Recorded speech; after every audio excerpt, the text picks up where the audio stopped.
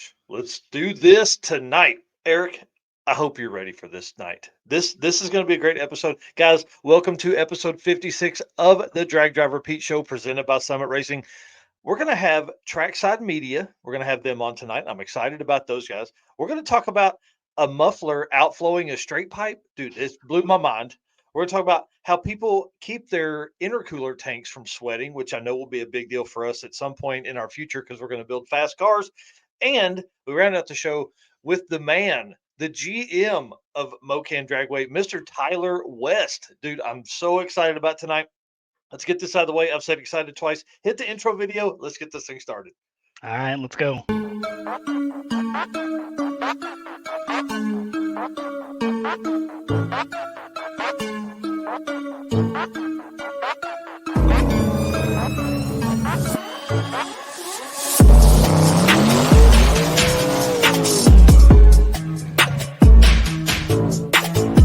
We're going to pack things up and hit the road, trying to make it the next day.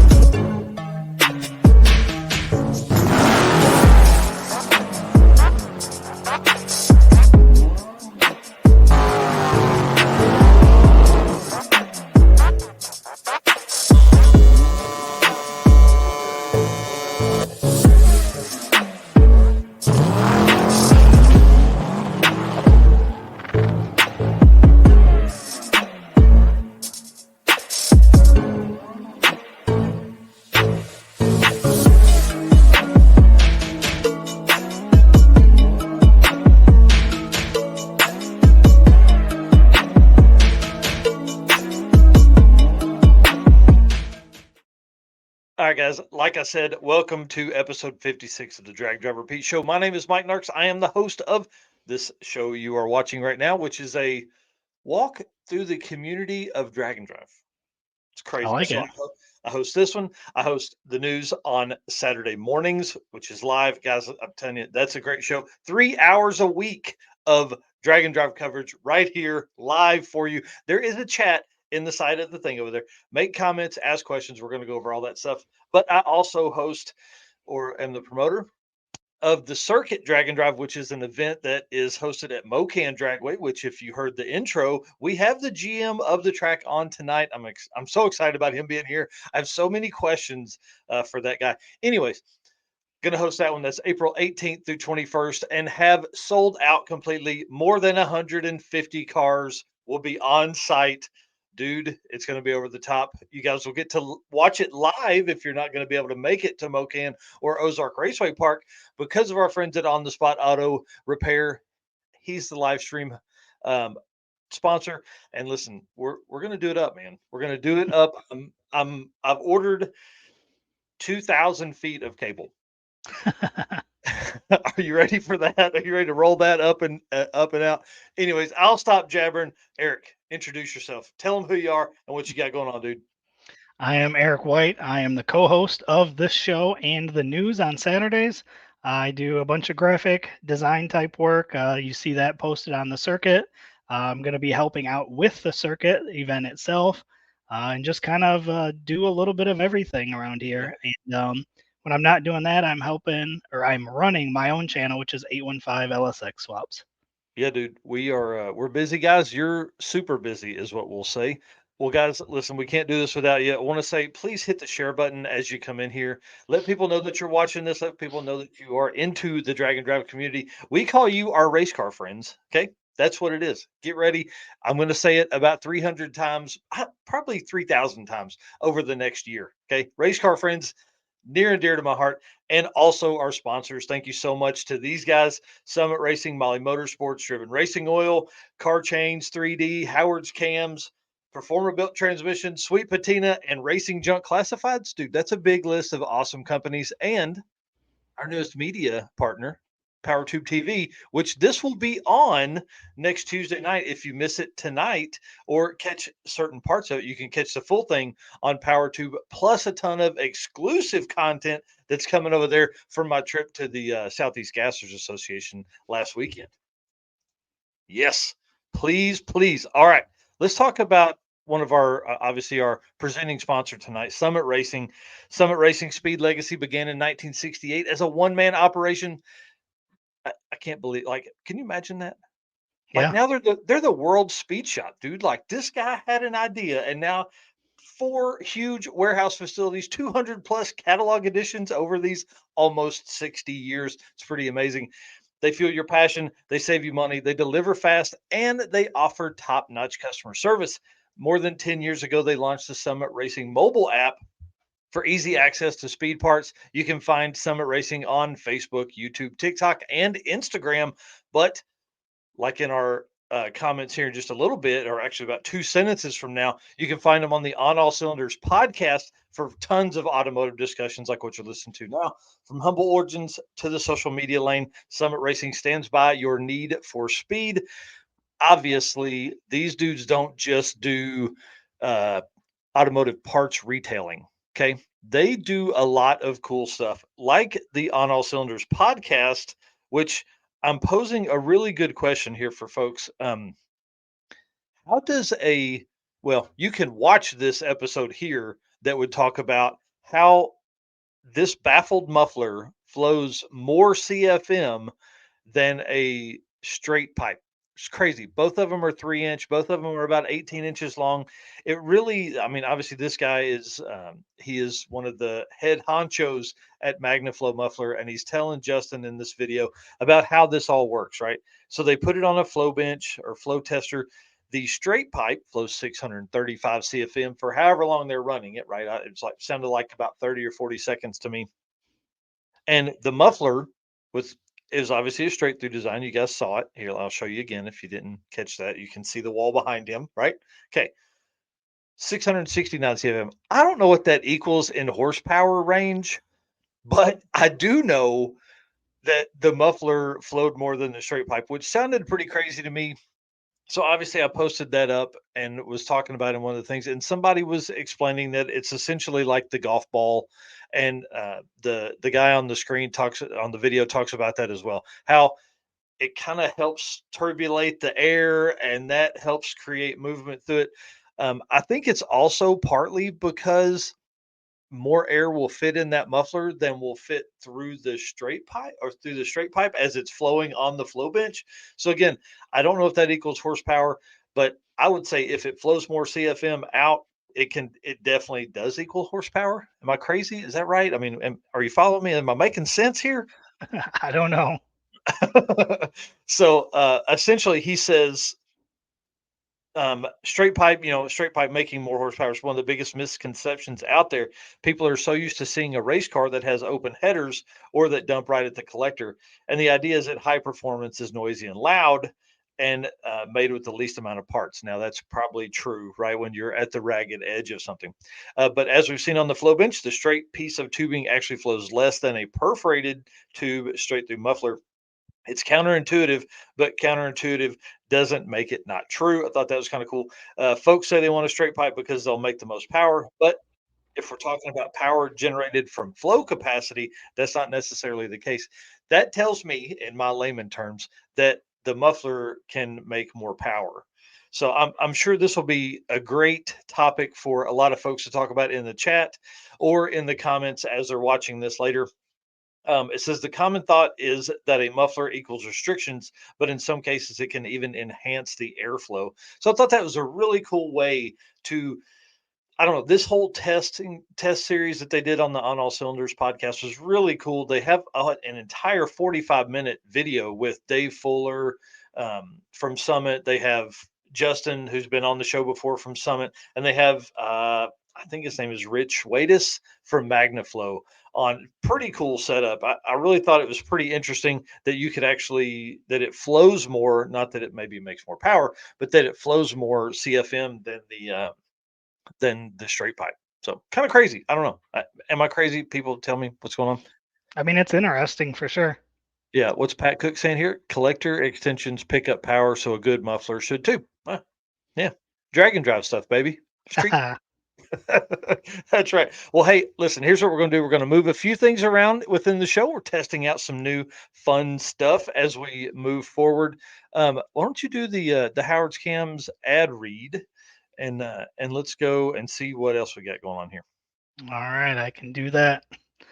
Howard's Cam was founded as racing cam manufacturer almost 80 years ago when Howard Johnson created Howard's Power and Racing Equipment in 1945. Howard's Cams has always used on-track experience to design the most powerful designs. Today, they have an even greater group of experienced racers in circle track, drag racing, road race, mud bog, and marine. They all use this input plus the most advanced computer software to design the most competitive race winning products. From pioneers in drag racing and oval track to cutting edge marine development, Howard's Cam is at the forefront of the industry.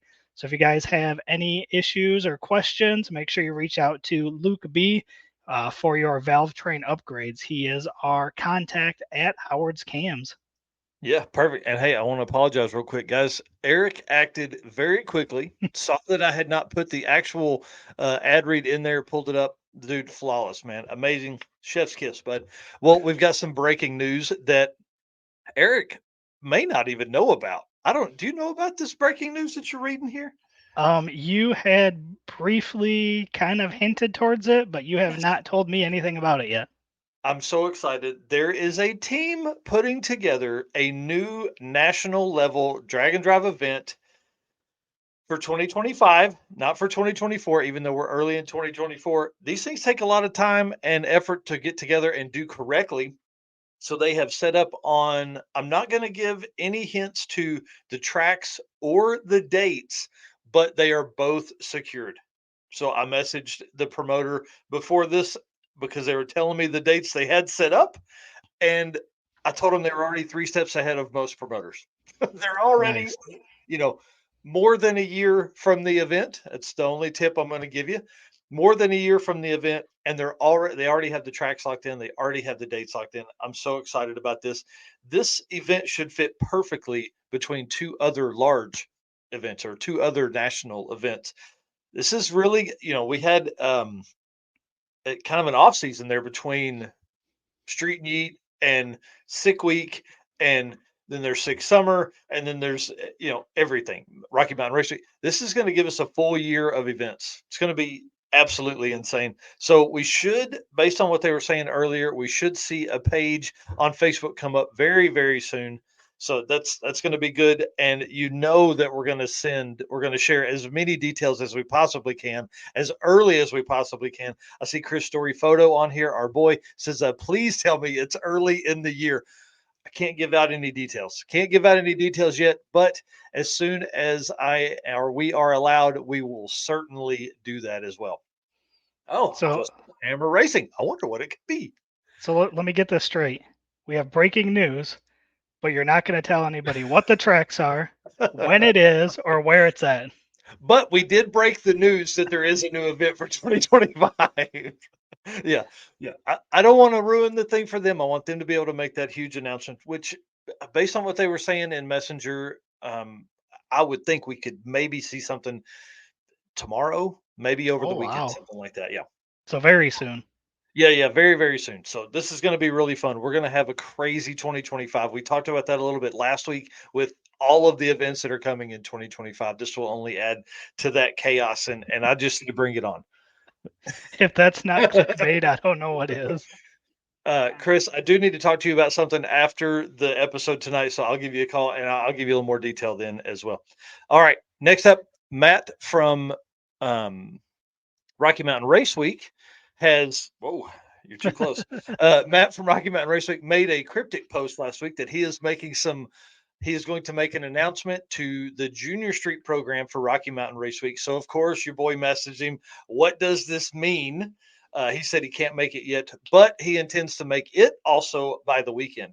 So we Oh, should have man. some pretty big news by the weekend, man. I'm really pumped about that. Hopefully, that's going to be a lot of neat stuff. The Junior Street is what my daughter and I are building a car to compete in. So I hope obviously it's going to be in the right direction. It's from Matt. He gives a lot of thought to that kind of stuff. So it's going to be really cool. I'm ready. She's ready. We gotta get the cart worked on, then the old truck, then we're on to her car build for that. Yeah, I've noticed it's a little bit tough to squeeze in our personal builds around everything else we're doing. Yeah, you mean the other than the 45 hours a week we work on this stuff? Yeah, Yeah, it's hard to you know, work and on the your own car. 45 events that we're going to cover throughout the year. Yeah, yeah, that's exactly right. All right. Next up on the list is Mr. Six Summer and not Mr. Six Summer. Mr. Tom Bailey talked about Six Summer the other day in a town when he said Rock Falls, Illinois. I thought he said Rockford, Illinois. Dude, I about come out of my chair. So, kind of tell us what happened here. Lead us. Kind of tell us what's going on with this whole setup. Yeah, so cities are beginning to see some benefits in the community. Rock Falls is the latest to welcome the Drag and Drive community for Six Summer. Bailey posted a video on Sick the Meg Facebook. Six Summer will be making the most of a short day, one drive day with an official opening day party in the town of Rock Falls. So I don't remember what the mileage was for that drive day, but I Yeah, I know think it it's was a like pretty 80 or something. Yeah. yeah, it was a pretty low drive day. So racers will be able to park, enjoy live music, food trucks, local displays as the town of Rock Falls comes to support America's fastest real street cars on their journey throughout the Midwest. Yeah, this is pretty interesting to me because there's a lot of stuff for years now. Towns have shut down for Matt and the Rocky Mountain Race Week gang, I guess is what you'd call it, group. And so it's awesome to see other cities with other events do that same thing. This is really a huge win. You know, we have Galena, Kansas for our stuff that can't wait for our cars to come through. So again, we've been saying it. This is 2 years now. We've said drag and drive is going to be huge, and it is simply because for an event like Six Summer that has more than 300 racers going to be on site, that's 550 people. Hmm. That's another 1,000 people that are gonna be, once you include, like, all of the sick ward and sick summer racers and co-pilots, I mean, we're bringing 1,000 people with us, plus all the people that want to watch that as they go, just can you imagine there being, like, a downtown area that's filled with 300 plus cars?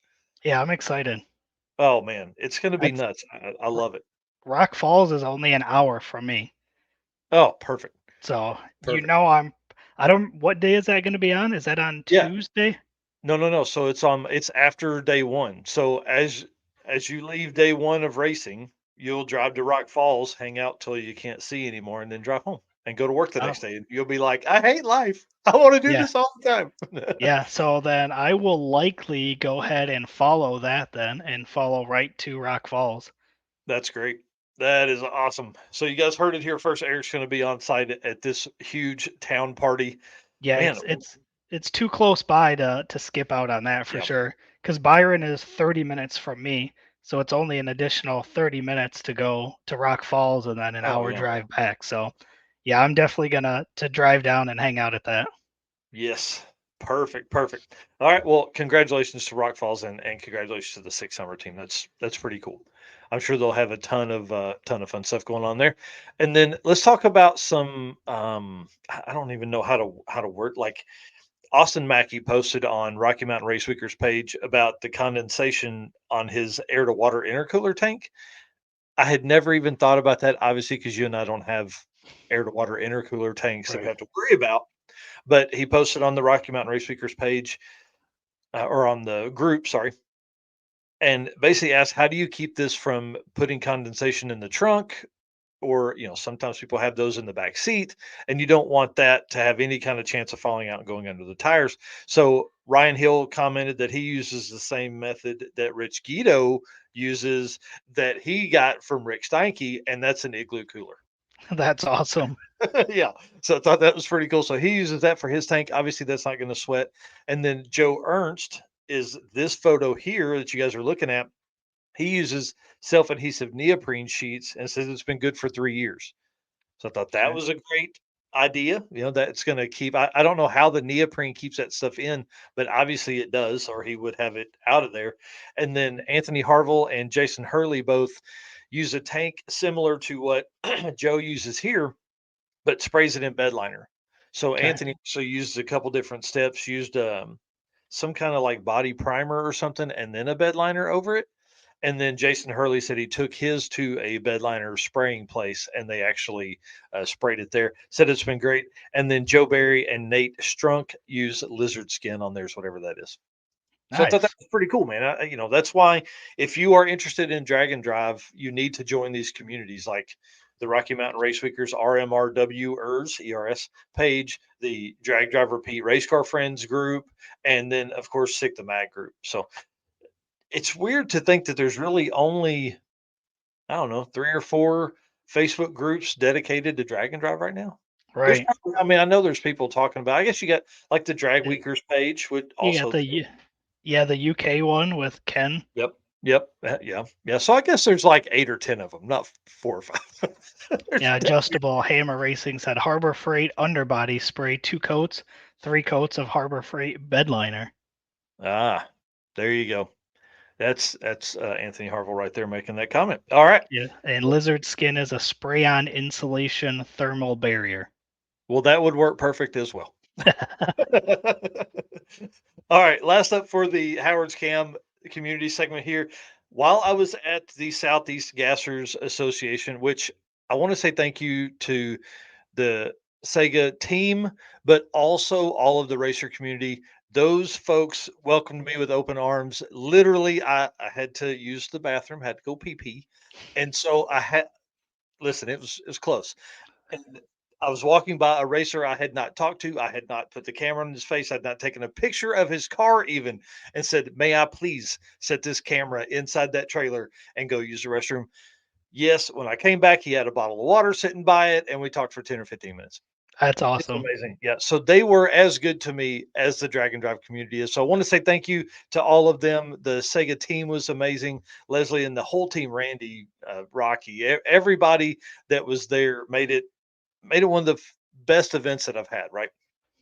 I want to also thank Travis Clark, who made it a point to make a comment on the post saying I needed to go find Tim Hall, which obviously I did because this is a picture here of the scalded dog. And it did not know that Tim was a drag week gasser class champion. Oh wow. So it tied in, obviously. So I went over, I had, I've got a great interview with him. I'm touch base with him after each round and everything like that. So it's a really good video that'll come out if I ever have time to put it together. Essentially, Tim's a 5-time drag week participant, which is cool. He competed in 2014, 15, 16, 17, and 18. But in 18, he did drag week and a few races for the Southeast Gassers. And at that point, he said it's too hard to run a 6 or 8 or 10 race season like this season and do a drag week competition. But those dudes are drag and drive life to the core, man. I'm telling you, they changed the fuel pump, they changed the center section on the car between rounds. Now, Nice. when I say these guys don't mess around, the Sega team, they don't. We started racing at 1, and we would have been done racing with almost 100 cars by 8 p.m. if there had not been an oil down. Wow. Crazy, crazy. So he's in C gas with this car. One cool thing he did say is that he's building a new car to go to A gas, and he's going to make this car his new drag and drive car. Awesome. Yeah, yeah. This car was amazing. Left wheels up every time except for the last pass where they had the fuel pump issue. Every time before that, so 2 rounds of qualifying and I think at least 1 round of elimination. Yeah, he made it through round 1, won that one, and then round 2 of eliminations was booted because of the fuel pump. Yeah. The So the that was photo really cool. the photos you took came out really good as well. Yeah, there's an entire album that Eric put together. Thank you very much for doing that. I don't know how many hours he spent doing that, but I was down there getting photos and videos. Eric at the house taking care of us, getting that content out to you guys. And what's funny is if you were watching on Saturday, I said, "Hey, there's only going to be drag and drive cars that are going to be featured." But then I got down there and got all excited and everything. So it was pretty intense. Luckily, Eric sifted through all of my man, I don't know, 200 something pictures and picked the best ones, and that's what's posted up on the page. So if you haven't seen those yet, go over to Facebook, click on photos, click on albums, and look at the Southeast Gasser race. Yeah, there's some Pretty, really cool pretty ones in there. amazing. The black and white one with all the cars. That one's probably my favorite one. Yeah, I guarantee you that. And then when Scott Butler's wife was standing in front of the little Morris Minor gasser, and she's got like this shaved side, man, she looks like such a badass. It's just Yeah. that shot in black and white was perfect, man. You did a great job. Yeah, I think black and white photos turn out really good when you use them on Yeah. the right photos, and the few that I did, I think came out great.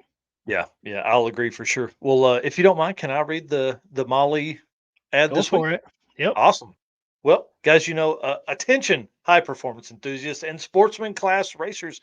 Meet the Molly Motorsport Power Pack Kit, your ultimate solution for power packed performance. The Power Pack pistons are made from either 4032 aluminum alloy to allow for tighter cylinder to wall clearances and improved temperature stability, or 2618 alloy to allow for increased detonation resistance. Tailored for various engine families from small block Chevrolet to Volkswagen and Audi, they've got you covered. What sets them apart? Forged pistons, graphite coating, and phosphate treatment for peak performance and durability. Elevate your ride with Molly Motorsport, where performance meets precision. Unleash the power within. Visit mollymotorsport.com for details. And for all the folks that are listening on the podcast, Molly is spelled Mahle. Yeah, Yes. Chris Story here saying he can confirm that black and white can portray such emotion that color sometimes can't. Yeah, That's it spot on. yep, and that dude knows. That dude knows. Yeah. Um, yeah, Chris, I'm gonna talk to you after this show, but I'm gonna say it now while you're on here. I hope that you can be on with us next week. That's kind of our goal for next week. I was supposed to message you earlier today, and I have not, but would love to have you on next week to talk about some of the stuff you have coming for 2024. All right, guys. If you didn't see last week's episode, you didn't know that Eric is like this genius idea guy and came up with the Molly Motorsports co-pilot spotlight. We've had some amazing submissions, and this week we're going to feature another one of those. So why don't you run us through here? This is Nick Decimine and his co-pilot. Nope, nope. I didn't put his co-pilot's name in here, and I almost remember. Hold on, I'll look it up. Will you lead us into that, and I'll look that up real quick?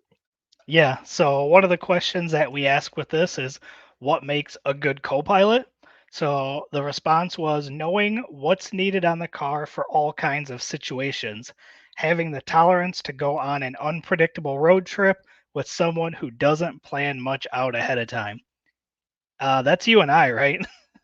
That's describing you and I. Yeah, that's 100% us. And his co-pilot that he's talking about this week is David Rebholz. Okay. Yeah, And then yeah. Sorry about that. another one of the questions we have there is tell us a funny story about your co-pilot. So in 2024 at Sick Week, he was lined up against Brett LaSala in Gainesville. He runs a 920 car compared to Brett LaSala's, 650 car. He said we lined up at the finish. His parachutes triggered my beams to break early, showing that I ran a 750. And then he said he sent that slip to all of our buddies saying that we turned up the car. Yeah, that's the kind of co-pilot you need. Yeah. In the first feature we talked about Zach Stevens' mom Tina. Now we're talking about this dude helping him make Nick look great. You know Yeah. what I mean? That's cool. So I want to say thanks to Nick for submitting that. We really do appreciate that. And there's several other stories in there. We're going to start featuring those over the next few weeks as well. And within articles on the website, which you can find this full story and all the other answers to those questions in there at dragdriverpete.com/daily dose, which is our kind of blog site of stuff. Yep. You And then from can the just search banner at the Armstrong. Yep, from the banner at the top of the website, you can click on the Molly Copilot Spotlight and you can fill out that form. Again, there's just, I don't know, 5, 6 questions, racer name, vehicle, and then Copilot name, and then a couple questions, allow you to give a little bit of story that we can then relay on to everybody else. So I'm really excited about this segment. I think it's going to be a fun segment going forward. So if you guys have a good co-pilot, make sure you jump in there and fill out that form. Yeah, definitely. And it also, what we've said for 2 years now, we have a lot of great co-pilots that don't get as much attention because they're not racing the car. But as you guys know, I feel that co-pilots are what makes this world go around.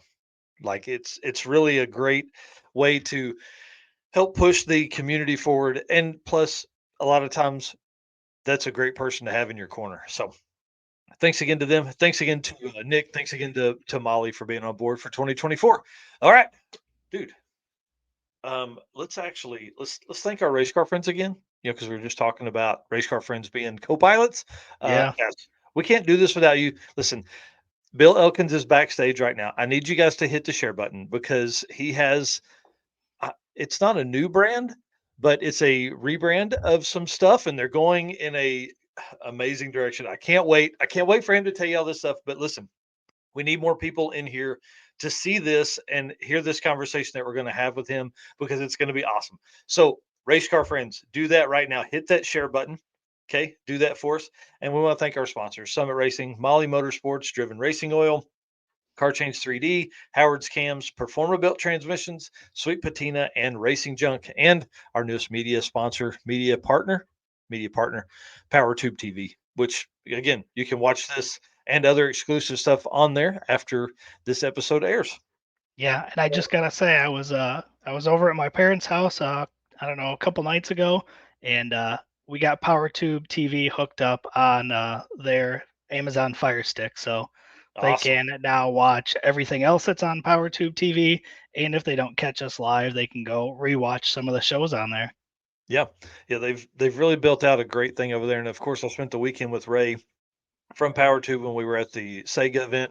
It's pretty awesome. Pretty awesome down there with him. All right, and then guys, this is a gentleman's agreement. Here's the deal. We love what we do. We love doing this, but it takes time and a lot of money to do this. So we are asking for you to make a gentleman's agreement with us. You out there, you. Yeah. I'm handsy tonight, man. Do the gentleman's agreement with us. We'll keep doing this stuff, but we need you to hit that follow or subscribe button wherever you're watching this. Please do that for us. We're live on 8 different platforms right now. Please make sure that you are following so you can be caught up on all the important information that is in the Drag and Drive community. That's our gentleman's agreement. All righty. Let's bring in our guest for this evening, Mr. Bill Elkins. Oh, hang on, dude. Stay with us. There we go. How about that, sir? There we are. Yeah. Hey, What's going on, guys? Thanks for having me. Oh man, Yeah. I'm excited. I don't know if you know this or not, but the word of the day is excited. Always is around here. But I'm excited to have you on. I'm excited to hear some of the stories you've got. You and I have spent some time together. What's funny is we spent a week in the same area, but only spent about 38 seconds together. Yeah, I think I've seen you twice.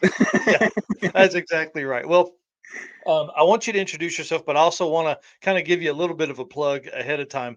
Guys, Bill is one of the hardest working dudes in all of Drag and Drive media coverage. If you don't know, he is awesome.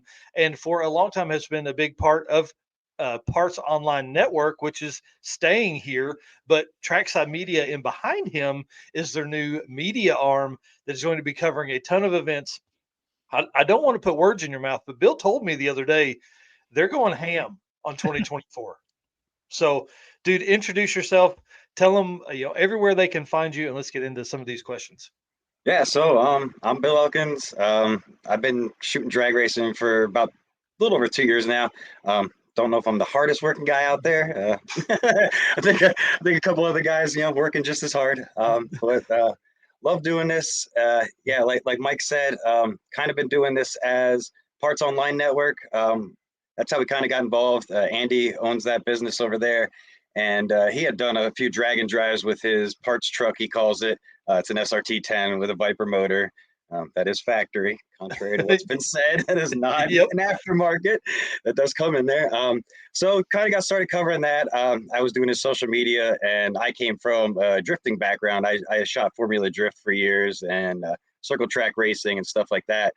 And kind of just came together. His love for motorsports, my love for doing the media. Like no place better to me than being out on the racetrack.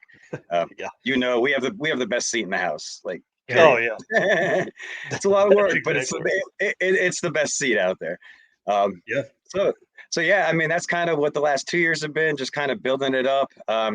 We've been the 6 summer drag week. Unfortunately, we missed the circuit last year. That won't happen this year. We are in for that.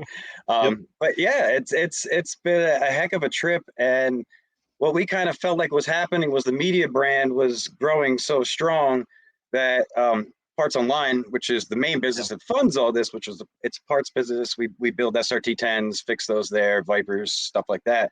So it was kind of overshadowing everything. Like the two were mixing together, and it was like, is it a parts company? Is it a media company? We were looking at it like somebody new comes in and just hears Parts Online Networks out at the track, and like, well, okay, who are they? Look it up, and it was starting to get confusing. So we decided, a little while ago, that we were going to kind of take it two different directions. Coming up with a name is a pain in the butt. Yep. I think you may have just gone through that a little bit yourself. Yep. So that took a little bit of time. We wanted to kind of get everything in place, make sure everything was in order before we rolled it out. And we were kind of ready to roll it out this week. And it's gonna be uphill, as always with rebuilding something new. But it's still gonna be the same. It's gonna be the same stuff. Here's the thing, and if you've known me for a while or followed for a while, I had Narcoleptic Customs, still have Narcoleptic Customs media stuff, and that's what happened to me over there. I was literally talking about drag and drive stuff every time I got on there. Every video that came out was about it, and it just wasn't fair to those followers because we had people that wanted to see the work being done on the C10 truck that I built, or me and Steven built, and the cart and things like that, but it was being overshadowed by all of this drag and drive coverage. So that's where Drag Drive Repeat came, and it just like what you guys are doing. I think it's the right decision for the business side of stuff, and I think, dude, it's going to be so awesome for you. I think this branding of Trackside Media is an amazing name. Like that's awesome because it can really cover so many different genres, which obviously you're a part of, and drifting and circle track stuff. I don't understand anything about. I like to go straight as fast as I can. I don't know anything about turning left or right. I do want to ride in a drift car at some point in my life, but I like going straight and then driving those on the street. And that's we'll similar get you up here to PA one time. We'll get you in a drift car for sure. Yes. And then I did the similar thing too with creating Motorsports Paparazzi. It was the same reason. It's 815 LSX swaps, was doing trim rings and content on LS swaps, and then it's kind of broke off and created Motorsports Paparazzi. But I unfortunately haven't pushed that as hard as I probably should have been, but it's still kind of stagnant out there. Yeah, it's just like Mike. It's like Mike said. Like you have the old fans that were there as the brand grew, and they still wanted to see the SRT 10 stuff. They wanted to see the Viper stuff, and it was like you said, it just crosses too much. And that was still there. It's just that it was now when they get that notification from Parts Online Network, they know what they're going to see, which I think is wonderful. So tell us where you're all going to be. I mean, where can they see your stuff? Where can they follow all that? As of right now, we did switch 2 of the Parts Online pages just over to Trackside. So that's the TikTok page and the YouTube. So if you already followed us on TikTok and YouTube, you're already there. Both those sites will get new Parts Online pages. The TikTok one is up already. The last post on there has the link to it. And then there will be another YouTube page that'll be specifically for Parts Online. And then everything else, Facebook's Trackside Media, and then Trackside Media Official everywhere else. So TikTok. That's cool, man. Everything's Trackside Media Official. Well, again, I'm really excited about this for you. This is, I think, a great move in the right direction. I think this is very, financially good. I think you guys can pick up some sponsors for Trackside Media and all that kind of stuff, and you'll be traveling even more because, which is good. We love that you guys are getting out. You're coming to the circuit. This is going to be, it's going to be a crazy event. I hope you're ready. I'm glad that you guys are coming. This is going to be a lot of fun, and maybe we can spend more time together this time. Yeah, I mean, I'm super excited to get out there. I haven't been out to that track yet at all. I don't think. Yeah, I've never been there, so something Probably new. not. And after watching you take the drive and the pictures from the drive, it's like, oh man, like as a media person, it looks perfect. Dude, just wait. I think there's enough 4-lane that it's going to really get some great rollers with some good backdrops. But I think there's enough 2 lane that if a guy is positioned correctly, there's going to be some amazing shots that are going to come from this event and all the media. Like there's going to be like 10 different media teams at the circuit. Yeah. It's going to be one of the most covered regional drag and drive events out there. Like there's going to be thousands of pictures posted everywhere for it, and I can't say thank you to everybody enough so much. If you are a media person and you want to come, hit me up. Let's talk about it. Let's figure out how we can make that work. So we know where they can find you. Facebook, Instagram, TikTok, and YouTube. Let's talk about the Sick Week coverage because you guys did a great job. Hang on, I want to pull this up real quick. I pulled this from your page just literally minutes before the show started. This is what I would think is probably 2 or 3 days worth of post, maybe. You guys killed it on this setup here. I love the all run idea of people's videos. It's really a great idea. So great job on that. High five, all the stuff. It's huge, I huge appreciate win. I that think. because we were a little worried with that, how that was going to kind of go over. It's definitely a different way of filming. Yeah. Can't say I was a huge fan of doing it. It takes a little bit of the creativity out of it. That's what I said. Just recording the full runs, but I think the intent was a lot of the runs get clipped. A lot of people are filming for a specific person or purpose, and there's a lot of runs that just don't get seen, and those people want to see their stuff too. Yep. Just alone from the fact that you can go back and look at your full run and you can see how the car reacts off the line, and Right. I think that helps a lot of guys set up stuff. Well, It here's the definitely thing. I'll guarantee you, Joe Haney's never seen his car from that angle making a pass from most days of the race. Same for Nicola Latow and Kyle Wade and Randy Seward, and I mean Lutz probably has, but Richie Webb hadn't, and I almost guarantee you Damon Elf hadn't either. And this is just a smidgen of the videos that you guys put out from this. So this is a really good idea. I think this is really cool. Plus, it gives people a reason to go in there, watch their video, and then share it. Listen, if you people don't understand what I'm telling you, share this stuff. Like that's, dude. it does help. It really helps. Yeah, Bill. Let me ask you this: how much money did Richie Webb give you to make that video? He didn't give you any money, did he? No. That's right. No, Right. no. So listen, that video that is 1 minute and 18 seconds long, that probably took Bill an hour at least to put together because you have to go through and watch those videos all over again. You've got to label those videos so you make sure that you don't have to search for them next time. So if there's, let's say, 5 passes within this video, y'all, I'm telling you, that's an hour. I know it. I've done that work. It's hard. Well, the part that kind of got me was a lot of times, they'd make 3-4 passes a day because their first 3 passes wouldn't be good ones. So I'd have to go back and it was basically just cross-referencing the timesheets and looking and seeing which run matched up to their best run of the day, going through, looking at the time at the end of the run and going, okay, I think that was it. And then sometimes the sun's glaring on it. It's like, is that it? Yep. Dude, hey, listen, this is a great idea. And I hope that people understand, like, you're like us, dude. This is the gentleman's agreement for Bill. I'm doing the gentleman's agreement for Bill Elkins right now. Listen, Bill's going to keep working hard for you guys. You go follow or subscribe to their channel, Trackside Media. Hang on, let me pull this up. Right here. You go find that right now, wherever you're at. Jump off of this and go find it and then come back. I think one of the cool things that I that happened from doing filming like that every day was we missed less than 10 runs in the entire week. Wow. Oh, wow. Yeah. So if you go back and watch, we have a day 0, a day 1, a day 2, and a day 3, and a day 4 video, which is just all the runs. And I challenge you to go find your run missing. So it's in there. If you ran, you're in there. Well, and let's talk about your media team that went to Sick Week, and then let's talk about what you guys are doing for Sick Summer and Drag Week. So how many people went down and held a video camera or a photo camera for you guys during Sick Week? Me. Okay. Me. Andy did go with. Andy took care of kind of doing all the social media and the live streaming and stuff like that because we do TikTok and all that at most of the events we're at.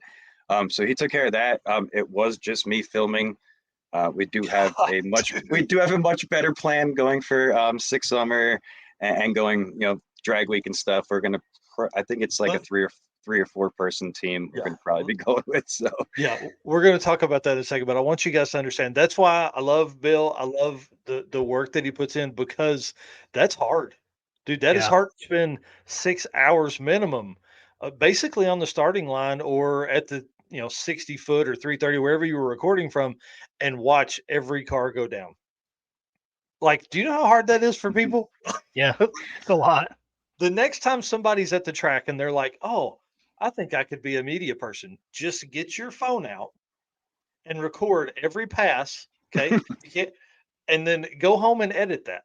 Just go home and edit it, and see how much work Bill has done for you guys at the house. So I hope that people understand how hard you worked for them, and will repay that favor by going to Trackside Media on all social and share it. Anyways, okay, I'll get off my soapbox here. Let's talk about your plan for Six Summer and Drag Week. yeah, What like I you said, guys put out? Six Summer, hopefully we'll be driving. Hopefully parts truck will be going. Nice. And then we'll have a couple other people helping out with the media. Pretty much going to be the same. Yeah. If we can get that second person to shoot video, which I think we do have a guy in place that's going to be able to handle it. So he'll be doing the all run stuff. That'll open me up to do more photos because unfortunately I didn't get to do much photos at Sick Week. I say not much. I think I did like 2,000 photos for the week. That's awesome. 90% of that was on the road stuff, like rollers and Yep. at the checkpoints, because weren't really doing much videos for that stuff. Well, and what I really wanted to talk about was how you guys approached finding someone to go with you.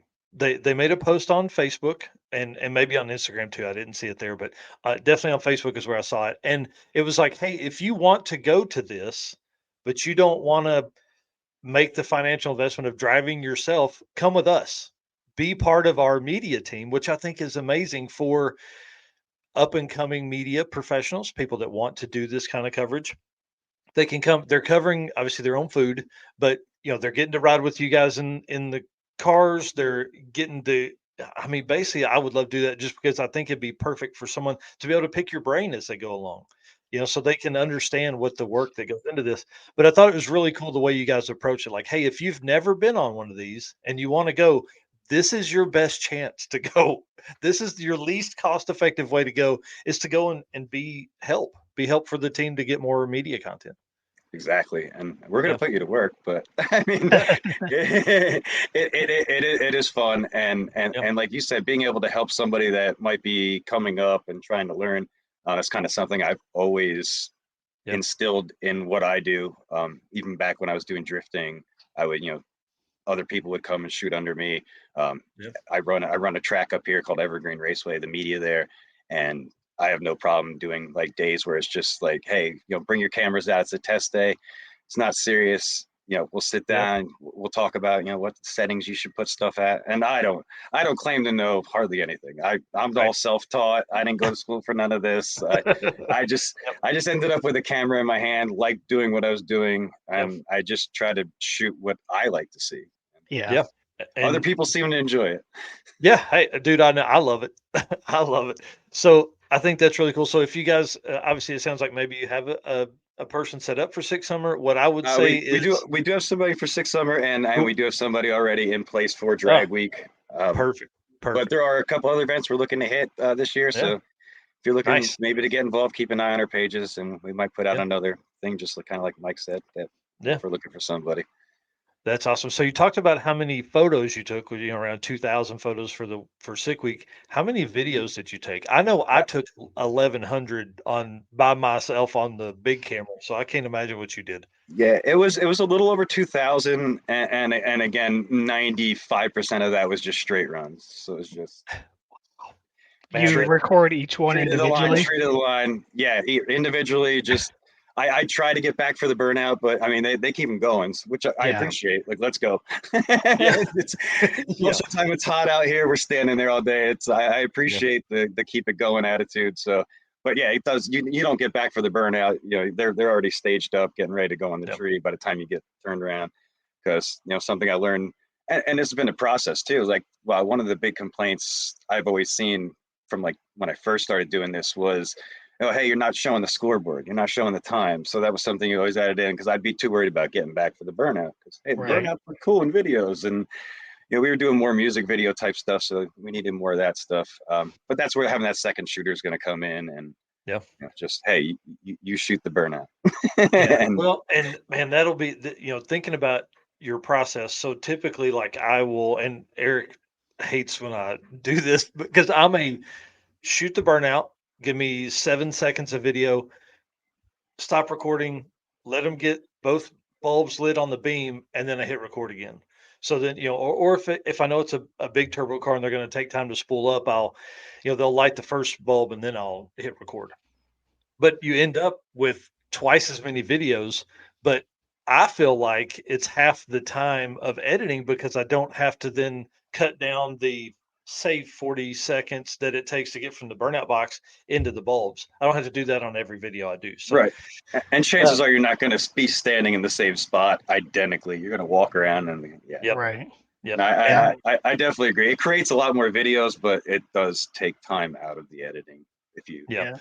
I wonder if having two people, if you could almost like alternate passes, so then one person gets the burnout and the pass, and then the second person starts recording the next car coming up. That might be another option to get all of them. Well, Yeah. I think Bill's I was probably just like, thinking of it's down kind the of like track.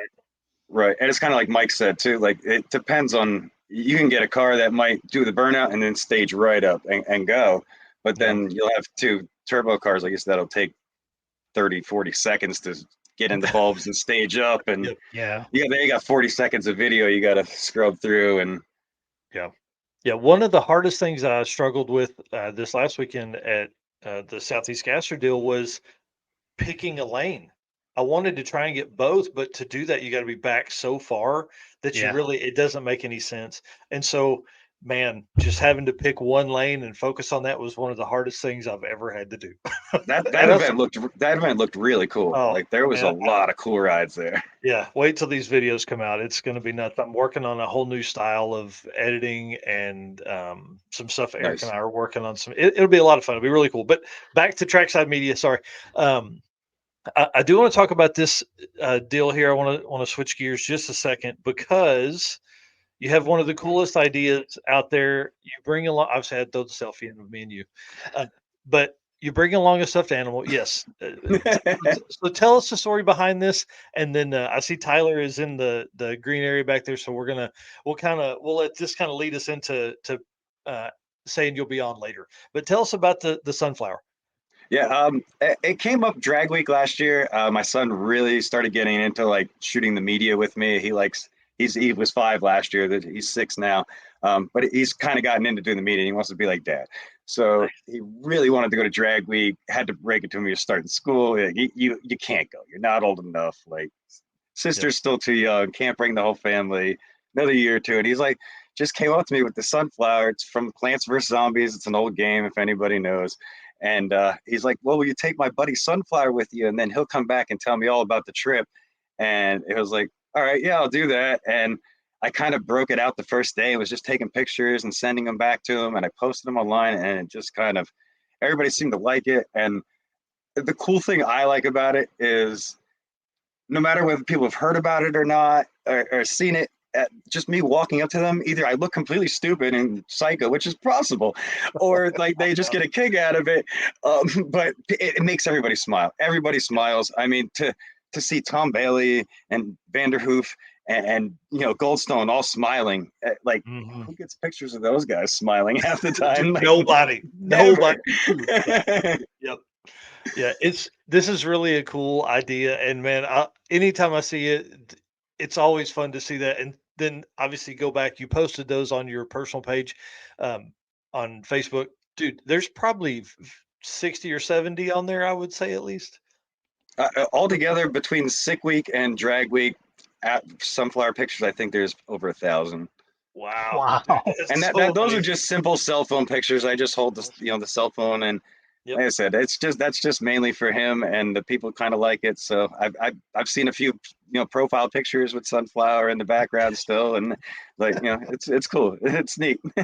Yep, Yeah. it's really a great idea, and stuff like that. I don't even want to say that's gimmicky because man, it's really really cool, and it's a really great story for your son. And obviously, dude, anytime you can bring those kids in, and that gives him a story to tell. I'm sure he goes to school and tells all of his buddies about how dad went to watch all these drag cars all week. So pretty cool, man.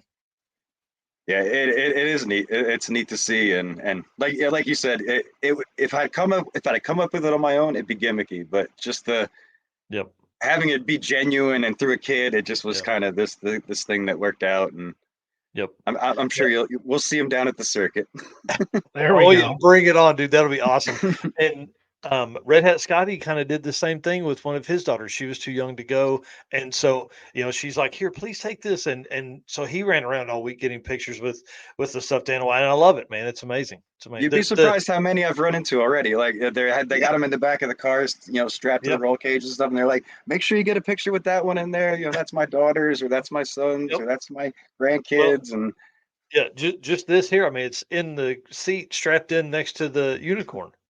yeah, he actually rode. He actually rode in the milk truck. He Nice. went down, got him in the milk truck doing the wheelie. He's sitting in the cup holder on there, and yeah. Cool.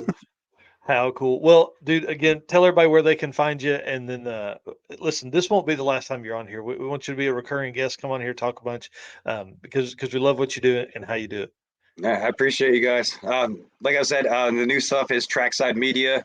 If you guys followed us Parts Online, you're already there for most of it. If not, Trackside Media official on all the sites except Facebook. That's just Trackside Media. Sweet. And definitely appreciate you guys having us on. We are definitely looking forward to the circuit, and Dude, bring it we'll on. see you then. Oh, hey, one last thing. One last thing. Go for it. Did everybody see the post of your stuff the other day? How you guys are the official media sponsor for the fastest streetcar shootout tribute race that the Yes. Hamlets are hosting, bro. Yeah, Huge win. Huge yeah. win. That's Yeah, awesome. like I said, we wanted to kind of come out big. Yeah. Me and Andy love the idea that they came up with it, and Havlic's doing there. Yes. That's pretty much where this all came from, what we do. So it Yep. was neat to see him doing that, and I think it's turning out to be a really cool event. So yeah, we wanted to be involved and spoke with him and made it happen. Yes. Well, congratulations to you again. Thank you so much for coming on tonight. This was really short notice, but dude, I think it worked out well, and we're gonna have you Anytime, man. on very, very soon, and we'll see you at the circuit. All right, Yep. Eric, Mike, have a good night. Appreciate Yep, it, guys. you too. Thank you. We'll see you there. See Later. ya. Take care. How fun, man! I'm Yeah. telling you guys, he's one of my favorite people in all of Drag and Drive. Yeah, that's going to be pretty cool. And it sounds like we'll be at quite a few events that he's going to be at as well. Yeah. Yep. Definitely going to be there. They're always everywhere we go, and they do as much Drag and Drive footage coverage as we do. Well, let's run into a segment here real quick, and then we're going to bring Tyler on after that. So let's talk about some event updates. Like I said earlier, we're going to move some things around as we go through here the next couple weeks. We're trying some new things out, right? So event updates from Driven Racing Oil. If you're all right, I'll read this one. Cool. Go for it. Sweet. All right. Why gamble with performance or protection when you get proven results from Driven Racing Oil? Trusted by top engine builders, winning racers, and devoted horsepower enthusiasts around the world, Driven takes legendary base oils, such as the ones from Bradford, Pennsylvania, which comprise their GP1 line. Then Driven boosts that superior base with the state of the art additive packages. Driven GP1 Nitro 70 not only provides anti-wear protection, but can even shield cylinders from washout and fuel dilution caused by using methanol or nitro-based fuels. Man, can we get some nitro in Drag and Drive? That'd be awesome. Learn more about Driven Racing Oil by following them on Facebook and Instagram at Driven Racing Oil, or shop now at drivenracingoil.com. All right, dude. I want to say thanks again to the Driven Racing Wheel team. I swung by on Friday, basically unannounced. Had like 10 minutes heads up that I was going to come by, and they welcomed me with open arms. It was amazing. Huge, cool team of people down there. Love them, and I'm asking them if they will be on next week's show. I'd love to do them. Love to have them on, and then we do like an after hours where we kind of drink some beers and tell fun stories. All right. Event updates for this week. The Hard Ass 1000 has completed. It ended last Saturday with a big shootout. I haven't seen the stats yet, though. I Yeah, I want, haven't either. yeah, been watching for that pretty heavily. Haven't seen those yet, but it does look like those people had some fun. Yeah, for sure. I mean, listen, those folks got down to business and had a blast, man. It looked absolutely wild. And based on the posts I've seen and the comments on all that stuff I've seen, they're doing it again automatically. I think they're already probably set up for that for 2025. So Yeah. congratulations to them. I know putting on a big event like that is hard, and I can't imagine what it's like putting one on in a country that doesn't want you to drive cool cars on the street. Yeah, and they put out daily videos as well from the event. Yep. Yep. Pretty crazy stuff. All right. And then the BC Drag It Challenge, they and I have been messaging back and forth, emailing back and forth. And so one of our biggest questions is always checkpoints. It's always what are the racers going to see on these routes and all that stuff. So they replied back to some of that with some photos, several photos that I'll post after the show tonight. But they said the checkpoints are not your typical checkpoints. Racers and crews will have to decipher what the actual checkpoint is from what information is giving to them. Thought that was pretty cool, or given to them. Usually a historical spot or landmark along the 950-mile route. Kind of cool. Small town airstrips and concrete drag strips will make up their passes. I think this is really neat. Sweden, the Street Week Sweden does this style setup where they actually have an airstrip one day because there's not as many drag strips there. So I would imagine it's the same way for BC Drag It Challenge. There's not as many drag strips on that side of Canada, on the west coast of Canada. So it says the elevations are going to range from 1,320 feet to 3,470 feet. Thought that was kind of cool. And then they have daily incentives: Racer of the Day, Bullseye contest. So kind of probably taking that from like the Sick Week idea, and Yep. then trailer category. So I want to see what that means. I'm sure that's going to who has the coolest trailer, all that kind of stuff. And then they wouldn't give me any more detail, but it said this year we've also thrown in quotations, a twist. I don't know what that means, but I'm kind of excited to see this event. Last year, I think they had like 60 something cars, and they've got more than double that signed up for this year. So should be pretty intense. And as you can see, these photos, pretty amazing stuff. Yeah. So Yeah, look at the background on that. yeah, a lot of this stuff is kind of in that same area that Chris Story and Phil Balmaceda took on their way up to Alaska Speed Week. So, I mean, this shot here put it Yeah. over the top for me. And so this is 3 of about 9 or 10 pictures that they sent me. So I'll get those posted up after the show tonight. But just amazing. I mean, when you see really cool cars now, this is probably one of the airstrips or drag strips, maybe. I can't tell if that's a guardrail on the side or just a fence. Yeah, it's tough to see. Yeah. So it looks like it's maybe the drag strip. So pretty cool. I can't wait to see photos from it again this year. And you can follow BC Drag It Challenge on Facebook and Instagram as well. Tons of photos have come out since last year. They've done a really, really good job. They're one of the best teams of promoters that I've seen. So if you are anywhere near the west coast of British Columbia or Oregon or Washington, take a look at this event. This I think would be a good one, and it's one of the national level events for this year. So pretty cool stuff. And again, I'll get that posted up here shortly. And then, of course, we got to update you on the circuit because we are now just a few weeks from the event. It gives me heart palpitations thinking Yeah. about it now because it's man, we're right here. So I want to congratulate one of our route stops. The Boots Court Motel has been chosen to receive the Golden Hammer Award for a commercial business. So Yeah, I saw I that. don't know what a Golden Hammer is, but that's freaking cool, man. Yeah, right. But did you see the date that the awards ceremony is on? Yeah, April 19th. Yeah, that's the day we're going to be driving through there. Yeah. So I hope there's a huge turnout for this award ceremony. I know there will be a huge turnout for the circuit racers. There's at least 150 cars headed their way. If everybody makes it through day one, hopefully day one of racing, they can make it through and get there. So I think leading into this is going to be really, really cool. I don't know where the Phelps Country Estate is, but we don't care about them because all we care about is the Boots Court Motel, and Jeremy and the team over there have obviously done a great job updating that. And then again, this visitor center that we're going to be using is literally on the same property. And I think this is going to give one of the coolest backdrops for a route stop that is in anywhere for 2024 Drag and Drive. And I'm Nice. hoping that maybe that means that some of the other drag and drive events that are coming through the area, Rocky Mountain Race Week or 666, will also use the Boots Court. It just gives them a great opportunity to help promote all of their stuff moving forward. Yeah, and I believe they've been sharing a bunch of the circuit posts as well. Yep, almost every one of them, man. It's amazing. Them and Gearhead Curios. I mean, Yep. they're awesome, huge supporters of ours. And the reason we chose Gearhead Curios as a route stop is because last year, after we used cars on the route, the team at Gearhead Curios messaged me and was like, "Hey, how do we get in on this? Are you coming back to the area?" And that is solely the only reason we're driving from Mokan to Galena, Kansas, is because of Gearhead Curios.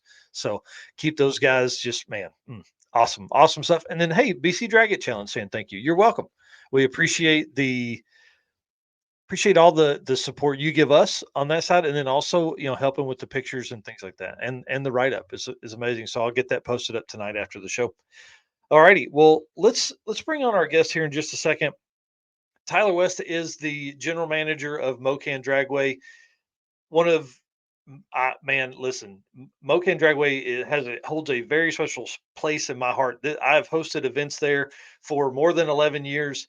I've hosted 15, 16 events there. This will be our 6th year to host a Drag and Drive event there. They have always, always been amazing to us. They have taken care of us at times where they shouldn't have. When I started doing this a long time ago with Jonathan Stonecipher, that I was nobody. I had never even been to Mokan before, and we've created a friendship, and they are amazing people to deal with. And tonight we have Tyler West on, who is the GM of that. And I just want to kind of give you guys a sense of like who we're going to see there. Now, I mean, if Tyler comes over and talks to us, it'll be surprising because this is one of the hardest working dudes of any track that I've ever been to. And so I hope he can. We'll talk to him about coming over to the driver meeting for the circuit, which happens in just a few weeks. But I just wanted to put this out there first. If you have an opportunity to speak to them or visit this track, please, please do. If you are a promoter, we're going to talk about some tips for aspiring promoters that are coming up, and from Tyler's side of stuff, like from the track side of stuff. And then we'll also talk about a little bit of everything that goes on behind the scenes, and then also kind of how he got to the point of where he's at. All righty, let's take this down. This is obviously, you see the circuit on there, huh? Rocky Mountain Race Week and Route 66. I Man, see gonna that. be gonna be a great year for Mokan Dragway. Mr. Tyler West, how are you this evening, sir? Good, guys. How are you? Thanks for having me on. Yeah, Oh we're man, good. I'm excited about you being on here tonight. I'm excited about some of the tips and tricks that you can kind of give us, and obviously taking the time out tonight to spend with us here. I know 8 p.m. on a Wednesday, you're probably doing something other than talking to a bunch of Drag and Drive folks. So we appreciate your time tonight. Yeah, it was a long day at the racetrack today. Had stuff to get done, but no, I'm happy to join you guys. Well, that's awesome. Well, if you will, kind of give us a small recap, just shorten it up because we're going to talk about it later, but kind of give us a recap of like, you know, how you got here, and then also like what's the daily life of a GM at a racetrack? Well, I mean, just start off. I mean, I started off begging my grandpa, my neighbor, anybody, take me to the racetrack, please. I'd love to go. And so started off like that as a kid. Turned 14, you get a learner's permit in Kansas. That's good to get you to work or school. And I figured, well, I better get a job at the drag strip. So Carl and the Blanton family welcomed me in back then, and it's just kind of been part of the family ever since, I guess. Wow, that's really cool. I didn't know that. I knew you had kind of grown up close-ish to the track. I didn't know you had actually worked there as a young man. That's pretty cool, man. Yeah. Talk about a cool job, dude. I never even thought about working at a racetrack. Not that I could have. I was an hour from Joplin, but dude, that's awesome. Well, and the whole deal was I wanted to race my 18-second car. I wanted to go out there and race, and in order to drive out there, I needed to have employment. So I'd show up a few hours early and help pick up trash and work the front gate, and then I wouldn't get paid anything. I'd just get handed a tech card when they didn't need me anymore. So off I'd go to race. Nice. Well, that's pretty cool. Well, big shout out to Carl and Craig and the team over there that made all of that possible, and then eventually made this possible. Because Yeah. kind of walk us through like your career real quick. You were at a track beforehand. How did you get there? So I had worked part time at Mokan as an announcer and whatever they needed me to do kind of job. Um, but that was just on the weekends. I always wanted a full time job in motorsports, Mhm. but I never really knew where I would fit in. Um, I was able to take a chance and send out some applications with. I think at the time I had like 12 years of part time Wow. drag strip employment on my Yeah. resume. That with what I'd been doing 9 to 5 was enough to get me a corporate. I was the director of corporate partnerships at Memphis, Oh, um, and I loved that job. It was so cool. Drag strip, road course, NASCAR track, and I got to sell all the sponsors for it. wow. There were times that I was like, I don't know if I have any business being here, but it was really cool. Yeah. So COVID hit, shut down most all of the entertainment venues, um, racetracks included. The list of tracks that the company that I worked for, they realized, hey, our Florida track is going to be getting ready to open, and they wanted to ship me down to Palm Beach. So I was at Palm Beach International Raceway, drag strip operations, Nice. um, oversaw half of a world class facility down there, and that was a totally different universe. Um, I don't know how. For a dude from Kansas, I bet. Yeah, I mean the town I grew up in doesn't even have a stoplight or McDonald's, so uh, Palm Beach was wild. But that was a little bit too corporate for me from where I grew up. Yeah. I there's a fine line in motorsports between uh, a great grassroots facility and one that's a dump, and a facility that's ran uh, with corporate structure and one that's just corporate and gross. So, um, but I got some experience in the corporate side of running a racetrack, and then wanted to find a track that was a lot like Mocan that. Had a lot of history. And so then that took me to Amarillo, Texas. I spent 2 years in Amarillo doing everything possible to try to bring that track back Mhm. to what it used to be. We got a new timing system put in out there, and really made a pretty significant impact in the community of letting them know, hey, we're That's awesome. here. And then got the call, said, hey, we want to bring you back to Mocan. We think it's time. Uh, and at any point, I could have been a week into my job in Memphis or any of the other places. If Carl called and said, hey, I need you, I'd be there in a hurry. So, Yeah. um, Yeah. Can I start in the morning? yeah, and that was pretty much how it worked. So, If I leave now, I can be making announcements tonight. yeah, yeah. I think, in So fact, I moved back. I finished up the season in Amarillo, and there was still about a month of racing left out here. The same day that I unloaded my U-Haul, it was a Friday. There was a test and tune. I'm like, I gotta go. I gotta I be there gotta right go. now. Yeah. How So cool, man. Well, that's pretty awesome. Well, how long have you been at Mokan? And then let's start talking about kind of the season and things like that. So this is the beginning of my second year being a full-time employee. I say, general manager. It's just a title. Um, if you go to Mocan, you'll see the general manager fixing toilets and picking up trash. Yeah. Like there's not It means anything that. you're the first one to get yelled at. Yeah, pretty much.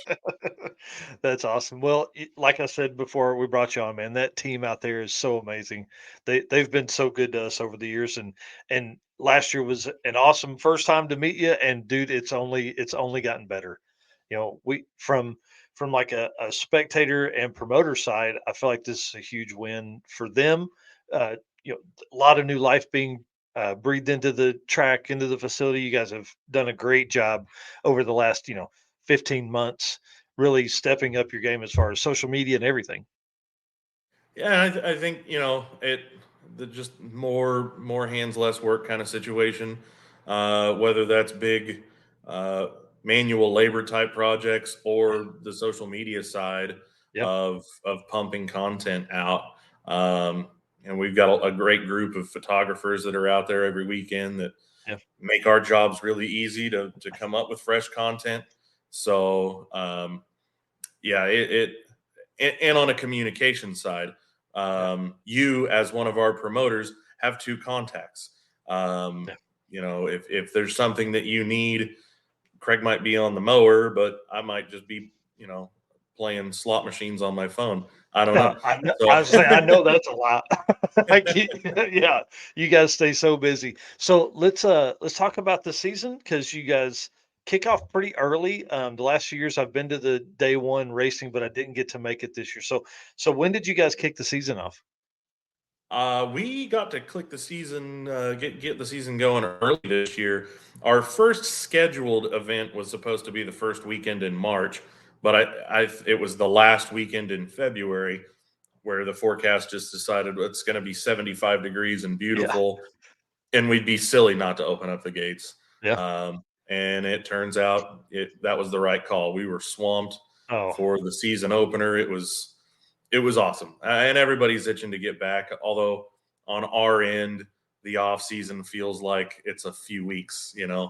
Um, it well, it kind of is like we didn't get to catch up at PRI, but you were there with them, and you go from the 1st of December to the end of February. Dude, that's not very much time. yeah, it flies by, and there's a lot of stuff to get done over the off season because it's the time that we have to stop and tear stuff down, and actually have a few weeks Yeah. to get stuff worked on. But it's never long enough. But now that we're back in the swing of things, even though we run like 80 events a year, we were giddy about getting to open Yeah. the gates up for the first time this year. We missed race car noises, so it's glad to be back. That's right. That's right. That's right. That's So you awesome. got so you got three drag and drive events coming to Mocan this year. You got the circuit, Rocky Mountain Race Week, and 666. So is this your first year as a track manager, going through and having a drag and drive event there? Aside from last year's circuit event, Oh yeah, yeah, this yeah, is yeah. this'll but and of course now the circuit, you guys are hitting another track. Yeah. This will be our first time seeing who comes back, I guess you Yeah. could say. Yeah.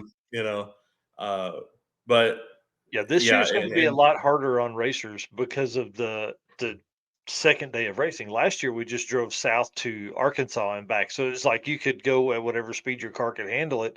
Well, this year we're racing Friday, racing Saturday, and racing Sunday. So that'd be yeah. pretty intense. And I'm sure there's going to be, stories of carnage as soon as you guys roll in on Yeah. your third day of racing, I guess. Yeah. But and then as far as Rocky Mountain Race Week and 666 goes, this is our first time working with these guys, so we're excited to get three Dragon Drives of events at our facility Yeah. this year. That's a pretty good deal.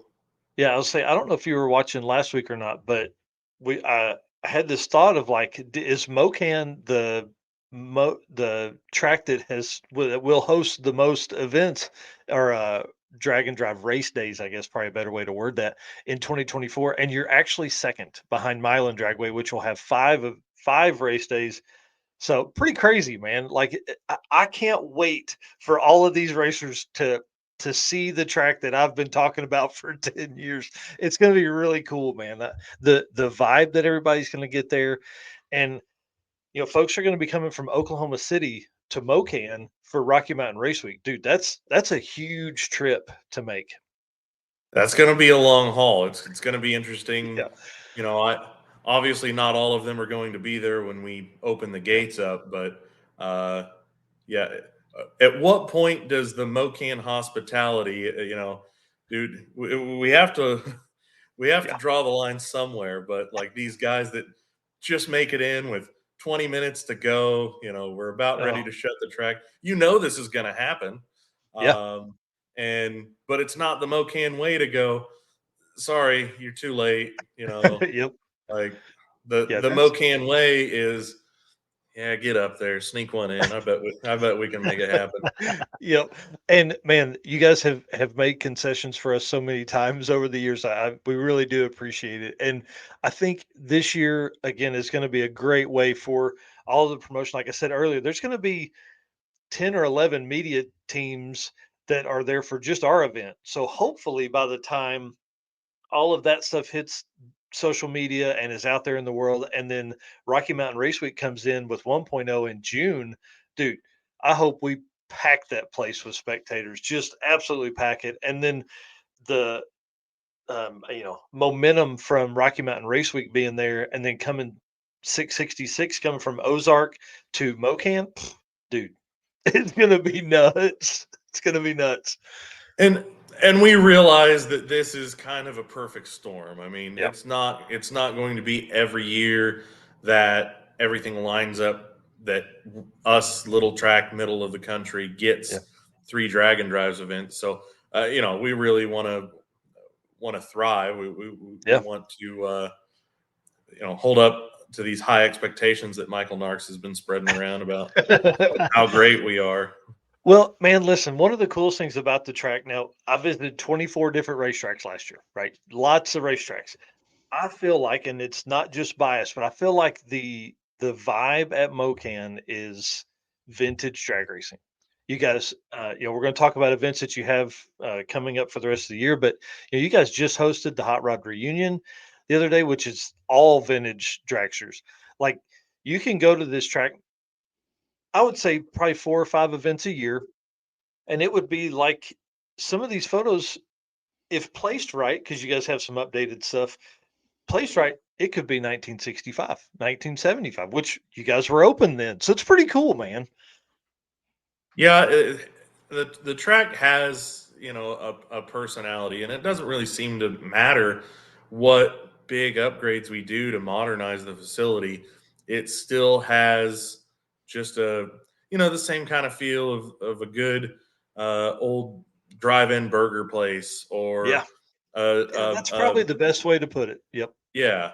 It's got a feel to it Yep. that that the place has been around for a while. Yep. Probably because it's not all like goofy motorplexy and it's So, yeah. there's not, I don't know how else to put it. Yeah. Um, And just the scenery leading up to the track, you're out, it's flat, it's like you guys are in the country.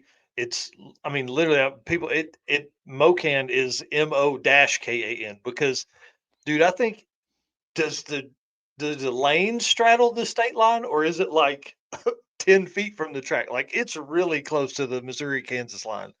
so the state line is probably a quarter of a mile off to the west, Oh, nice. but at one point in time, Missouri had a legal drinking age of 18, and in Kansas, you had to be 21. And I think this was in the 80s. So the everyone thought that the racetrack was the state line. And so you had all these 18, 19, 20-year-olds that were hanging out in the pits so that they could drink legally.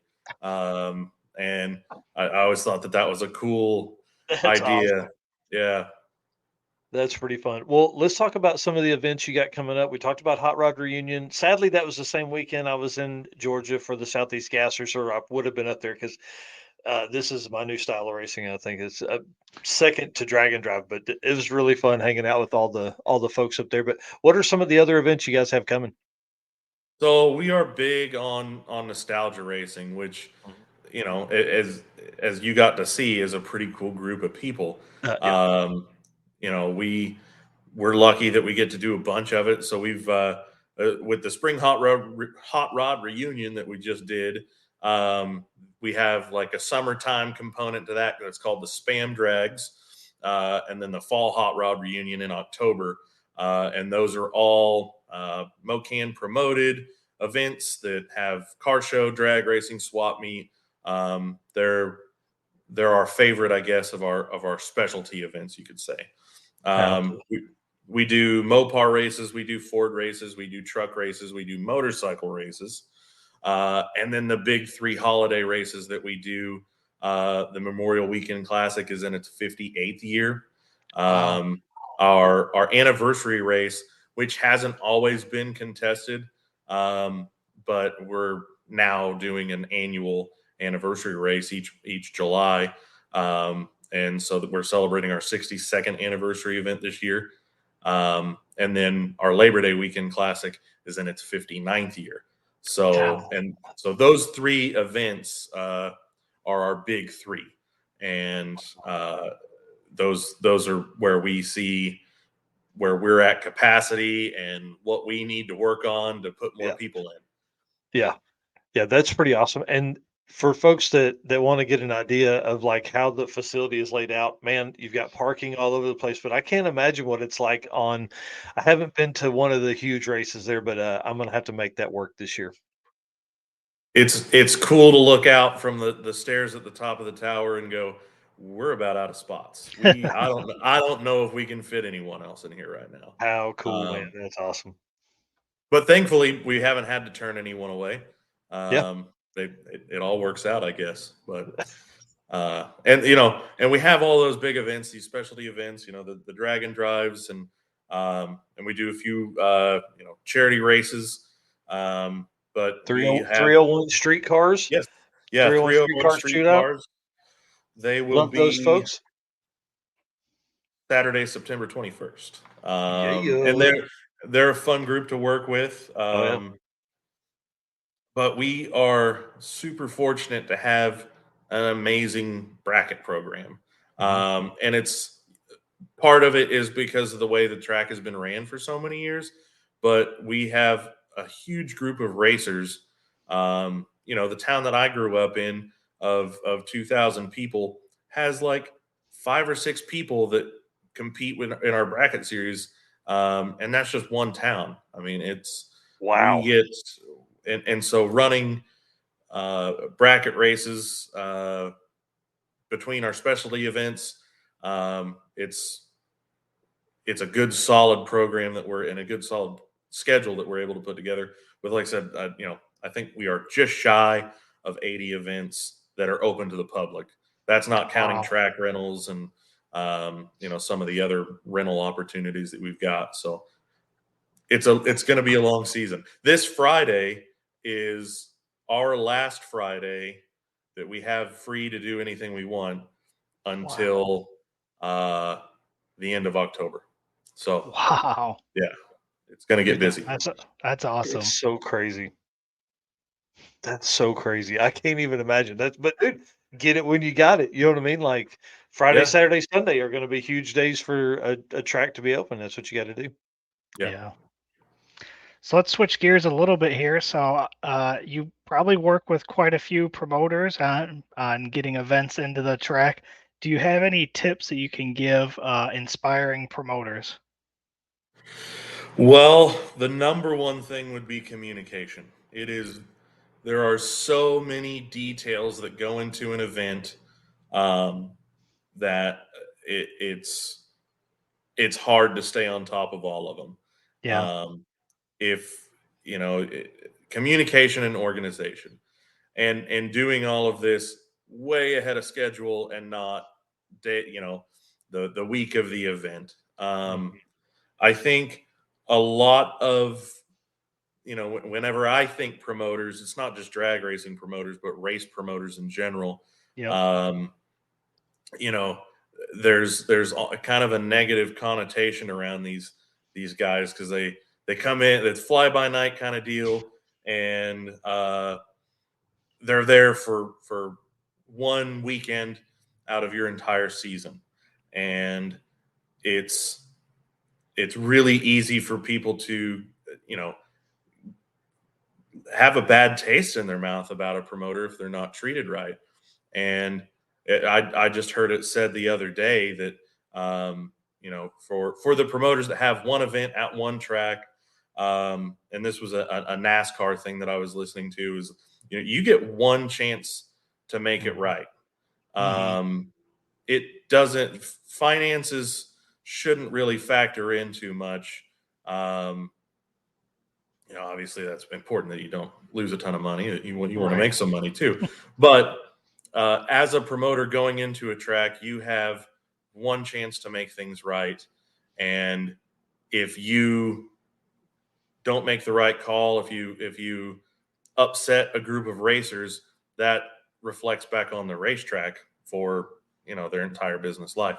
Right. So being a easy to get along with, organized, communicating promoter are the big things to bring to the table. Yeah. That's what's kept me up at night. You saying making the right choice and being a good, being highly like, man, I've been anxious for our upcoming event because I want it to be perfect. I want it to be amazing for these people.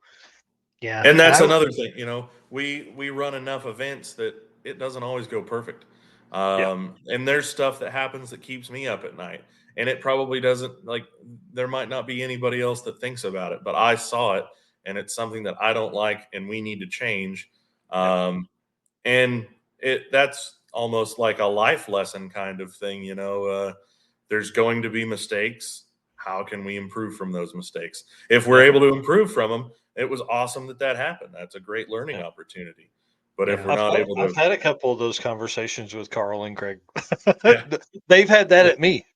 I'm not saying I had it at them. They had it at me. Like, hey, do this and it'll be better. And you know what? It was. Yeah. And I would say don't rely on the track to do all your promoting for you as well.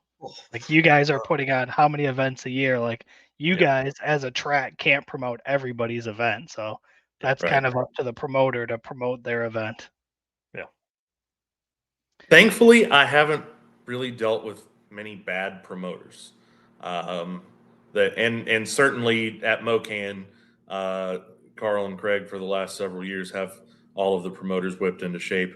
But yeah, the biggest thing that I can take from it is, some of the horror stories at other facilities of, like, you're posting what on Facebook? Who added this? Where is this coming from? We didn't know anything about it. It can make it a tough job. And then we don't see you until you show up day of or day before the event, and we're going, look, man, we got a lot of questions, and we need answers. We schedules, I think, is probably one thing that Carl and Craig, well, Carl for sure, told me early on. He's like, just let us know when you want them to run. He's like, that's an easy one. Don't rely on us to figure all that out. So I learned a lot, man. They're awesome, and I'm sure I'm going to learn more this time too. Yeah. All right. Well, we'll kind of switch gears again. Are you a car guy away from the track? Yeah, I guess. I don't, with 80 events in a year and there's only 52 weekends in a year, 52, right? Yeah. Like, there's not that many free opportunities that I get to go racing.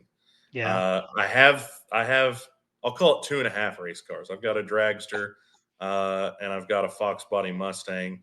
Neither of them have moved under their own power for a while now, for an embarrassingly long time. But honestly, whenever I get time off, I love drag racing. I love motorsports. I don't want to go to another race. I don't want to Yeah. go to another racetrack. So it would be. I dream about the day that I'm an old man and semi-retired from running a racetrack, and I still get to dabble in running a racetrack. But then, maybe one day I can get back into it. But the only way that I would get to go racing would be to do it at my home track, and I won't do that. That's I know better than that. So Well, one thing I was thinking of a minute ago when we were talking about tips and stuff for promoters is it's too hard to, unless you have a team of people working the event like Tom Bailey does, or like Keith Haney with the Midwest Drag Race Series. It's too hard to race, and like it's too hard to race in your own event. There's yeah, just too much going on. That's probably one of the hardest things. That was a hard lesson for me to learn. Is that you just you're trying to be in the lanes, and you're in the lanes for an hour, and people are trying to get a hold of you, trying to ask questions, but you're getting in race mode. So I sure. can see where you would have a hard time doing all that. Well, and and it doesn't matter if it's drag racing, dirt track racing, any of it. There's always a promoter or track manager that has some involvement that turns out to be too much involvement with a car that there's questions, there's drama, and it's just I'm not gonna I'm not Yep. gonna open that door up. We're not gonna allow that to happen. So Yep. So some dude writing rules that maybe fit one of his buddies is what you're saying. yeah, yeah, I can guarantee you that happens. We at least hear about it on social media, anyways. It may not yeah, happen, but it sure sounds like it does. Wow. So you said you've got a dragster and a Fox body. yeah, yeah. What What are the? Yeah, go ahead. I was gonna say what type of dragster is it? It's a modern, boring bracket rear engine car. Okay, Not even like a 632 or anything cool. It's got a 511 in it. gotcha. It's an Still pretty old. cool though. It's cool. It was my first and only like real race car. So um, yeah, it's fun to say that I have a dragster, and my niece and nephew think it looks cool, but I think that's about as far as it gets me.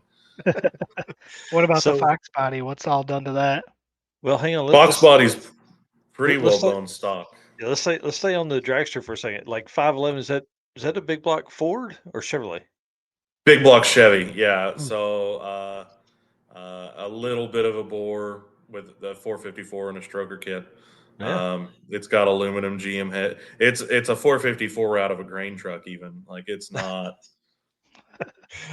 fancy stuff, but Yeah. I mean, but that's the whole thing with those, right? Consistency, being at the track, running the same number every time. That's what you're trying to do with it. What kind of times does it run? at best like eighth mile 520s. Oh, Nothing there you go. crazy. Yeah. Um, keep in mind, whenever I got this car, I was a senior in high school, and really, I mean, I thought I was Yeah. a hot commodity, So Those are, a lot of those are in power glides, right? yeah, yeah, 2-speed shorty power glide. It's, I mean, the idea with a bracket car is you change oil in it, you check plugs, you check valve lash maybe once a year, and you go to the lake. It's off you go. There's not a lot of Yeah. maintenance. Yeah. Right. But don't get me wrong. I mean, if I didn't have plans for the car, I would have gotten rid of it already. And it would be nothing that would be a good race car. It'd just be stupid what I want to do to it. But if I sell it, I can't do something stupid to it. So Well, now I think you have to tell us what you have planned for it. I mean, if I had all the money and time in the world, it would have some injected nitro small block or something goofy in there. Like Yeah. And I'd still probably bracket race it because I don't know what else I'd do with it. Right. But just something to scare everyone with. Yeah, that's pretty cool. All right, sorry. Let's move. Fox body. Eric is a Fox body guy. Yeah. So Never. I never really did. It was a car that came out of a cornfield, had a cage put in it, and that was it. That's how I got it, and I was 15 whenever I got that car. So had a small block Ford in it, had C4. It was I blew up my first rear end pretty much immediately because it still had the 7.5 in it. Yeah.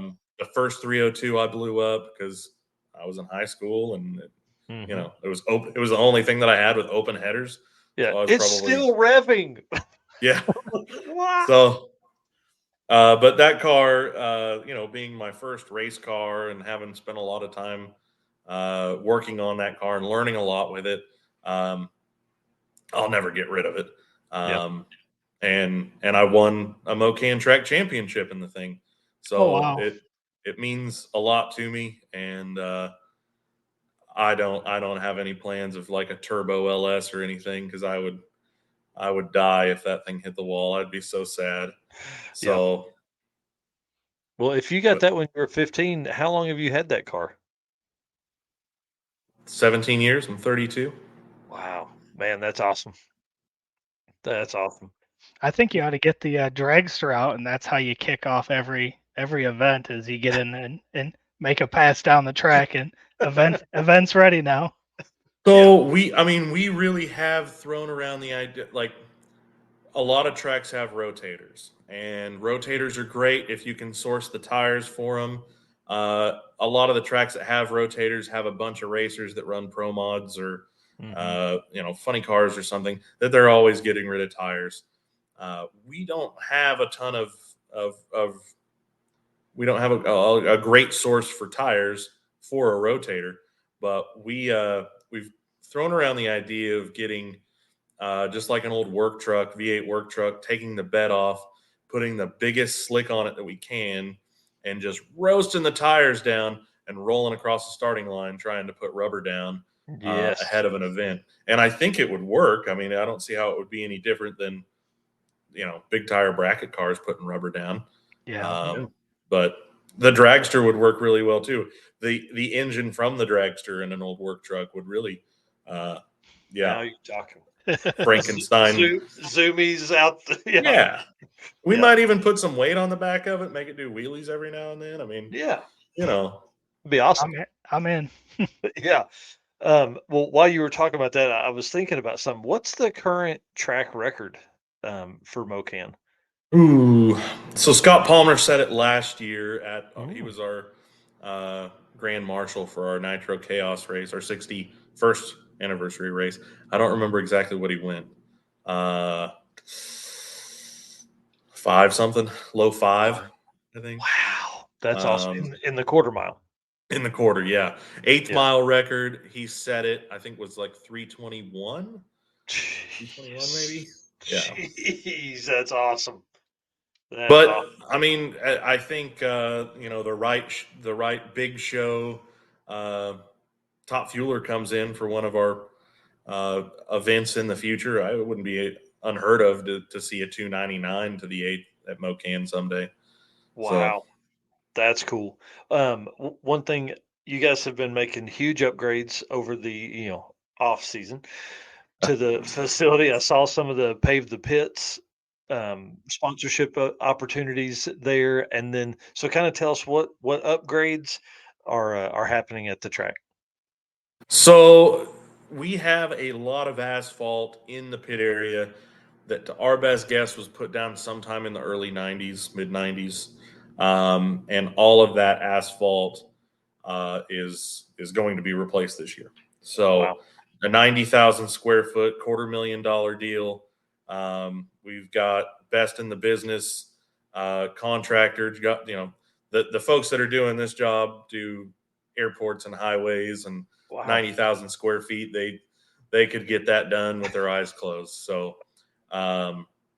Yeah, it's just like the wall that got installed a few years ago. That was a pretty similar check that had to get cut to build concrete walls alongside the racetrack. Yeah. But yeah, this is going to be a major facelift for the facility. But I still don't think that we're gonna. I don't think that we're gonna lose our nostalgic, Yeah. dive bar kind of feel. Yeah, I think that'll be awesome. So, if I'm trying to visualize the part that you're asphalting, will it be there by the concession stands, between the concession stands and the track itself, like that whole little area, or not little area because you're 90,000 square feet, but that area there? So to paint a picture for you, you're coming in through the spectator gate.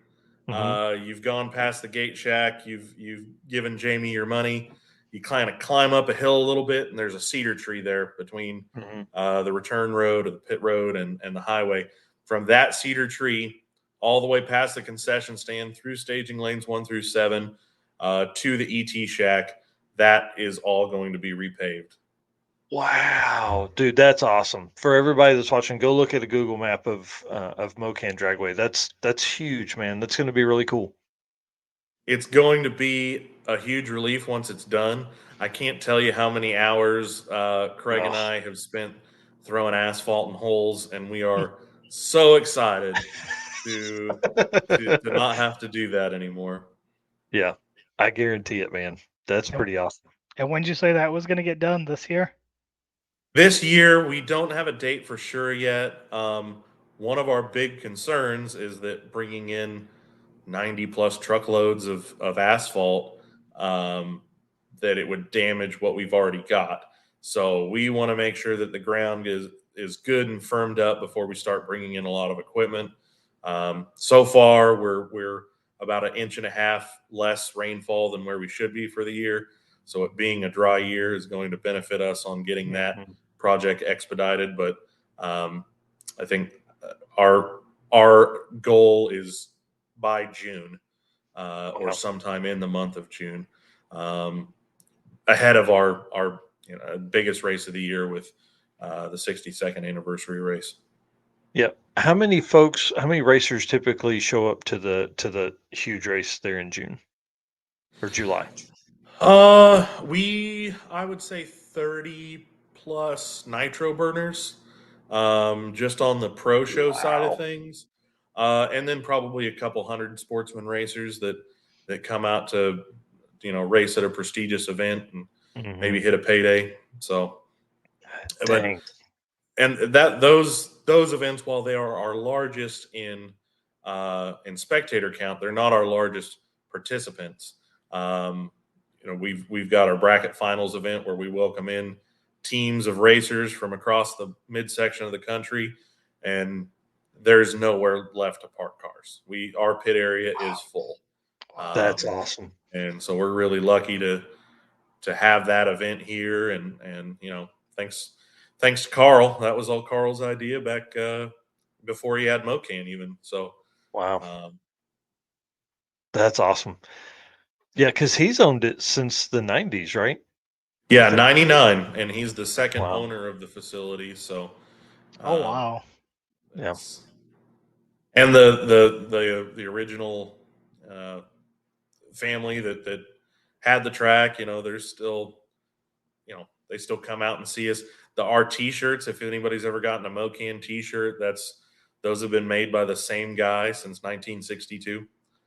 Oh, So how yeah, cool. he's got a little t-shirt shop in Pittsburgh, and uh, you know he's done a lot of shirts for a lot of different stuff. Whether it's car shows or Yeah. he made uh, Chris Karamessini's the Golden Greek Top Fuel racer, made his t-shirts for a long time, That's um, awesome. and he was the announcer out there, and he did a bunch of stuff back when he was a kid. He kind Wow. of fell into the deal. So, That's cool. but there's a lot of people that have a lot of history with the place that are still around, and it makes it just that much more rewarding to be Yeah. making improvements and Yeah. It's a special place. I mean, I want people to understand it. It really is a special place. It has a great feel. It has like it's welcoming, I would say, for the track there. Well, we're running close to time, Tyler. I want to say thank you so much again. We'll see you in a couple weeks for the circuit. And can you tell everybody where they can find Mokan Dragway on Sure. social? MokanDragway.com will get you just about all the information on any of our events, and then Facebook.com/Mokan Dragway. That's we're pretty active on there. And if Yeah. there's anybody that has any questions on anything, you can literally get right to me by messaging us on Facebook. Or yeah, we're pretty open with everything we've got going on. So if anybody needs anything Mokan ways, just send us a message on Facebook, and one of us will get to it and get you all sorted out. That's cool. All right, dude. We'll see you very soon. I'm excited. I'm again coming up. You and I and Craig talked a couple weeks ago. I'm going to come up next weekend. What, the 5th or 6th? What's the day you guys have? What's that Saturday? I think it's the 6th. Yeah, Uh, 5th, 6th, and 7th. We're running a test and tune and a double header bracket race on the 5th or the 6th and 7th. Yep. So I'll be up there on the 6th that afternoon. So if you're going to be in that race, please make sure that you come over and find me. I'm going to set up a tent and we're going to talk about the circuit, and I'm going to try and wrangle in some more spectators to come watch some freaking awesome dragon drive racing. One of the coolest things I think about when I think of the pits at a dragon drive race is it's so different than the pits at a big race, is because there's no trucks and trailers. It's Yeah. just cars and trailers. So there's no, like, as people walk down through there, all they see is cool hot rods, man. So Yeah. again, I appreciate the love and support you guys have given us over the years, and I can't wait to see how much growth Mokan sees from having Dragon Drive races at the events this year, plus the other 76 days of racing you guys have planned. Yeah. Well, guys, I appreciate you having us on, and we'll see you in a few weeks. Yep. Yeah. Thank All you. right, man. Thanks a bunch. Thanks, guys. See ya. What a fun dude. I'm Yeah. telling you. We've had a great show tonight, man. It's been Yeah. really a good time. We've had great guests. Having Bill on again, one of my favorite people in all of Dragon Drive and all of social media and all the stuff we see out there in the media teams. That guy's a favorite of mine. And then, dude, that's the most I've ever talked to Tyler ever. Yeah. I mean, we send messages back and forth all the time, and I had a phone call with them talking about the event, probably, I would say 10 days ago, maybe 2 weeks ago, which is exactly what he was talking about. Open communication, talk to those guys, tell them kind of the plans for the day and all that stuff. So I hope folks got some stuff out of the show tonight. Again, want to say thank you to everybody for hanging out tonight and being our race car friends, man. It's a growing community here. We love you guys a whole lot. So thank you to all of our race car friends. Thank you for doing this. Thank you for the shares. Thank you for the comments tonight. We've had a lot of comments in here tonight. Thank you to our sponsors: Summit Racing, Molly Motorsports, Driven Racing Oil, Car Change 3D, Howard's Cams, Performer Built Transmissions, Sweet Patina, and Racing Junk Classifieds. And then our newest media partner, PowerTube TV, where you can find this and other exclusive content from us over there on the app or on all social media stuff. All Sweet. right. We will see you guys on Saturday morning. All right, guys. See you. Over.